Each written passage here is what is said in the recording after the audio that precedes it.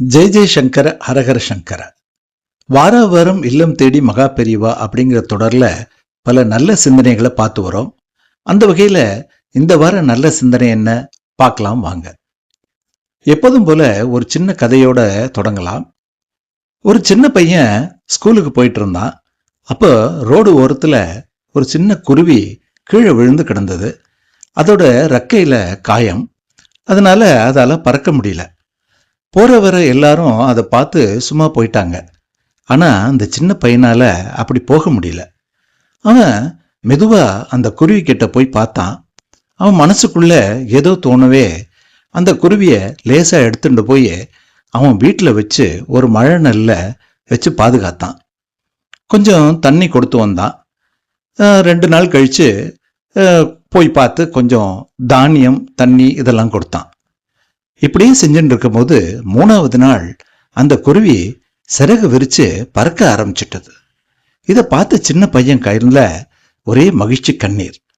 அவன் செஞ்சது சின்ன உதவிதான், ஆனா அந்த சின்ன குருவிக்கு அது ஒரு பெரிய உதவி, புதிய வாழ்க்கை. அதனாலதான் மகா பெரியவா சொல்லுவார், எல்லா உயிர்களிடத்திலும் கருணை காட்டணும் அப்படின்னு.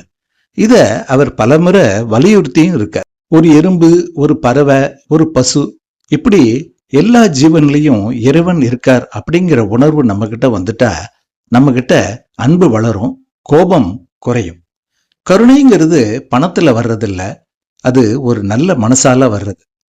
சரி, இந்த வாரம் ஒரு சின்ன பயிற்சி பண்ணி பார்க்கலாமா? நம்ம வீட்டுக்கு முன்னாடி ஒரு சின்ன பாத்திரத்துல தண்ணி வைங்க. போக வர பட்சிகள் அதை சாப்பிடும். பறவைகளுக்கு கொஞ்சம் தானியம் கொடுங்க. அப்புறம் தெருவில் இருக்கிற மாட்டுவுக்கு ஒரு பழம் கொடுங்க. இந்த சின்ன விஷயத்தை பண்ணி பாருங்க, உங்க வாழ்க்கையில பெரிய மாற்றம் வரும். கருணை காட்டுற இதயத்துல இறைவன் எப்பவும் குடியிருப்பார் அப்படிங்கிறது சாஸ்திரம். இந்த வாரம் இந்த சிந்தனையை செயல்படுத்தி தான் பாருங்களேன்.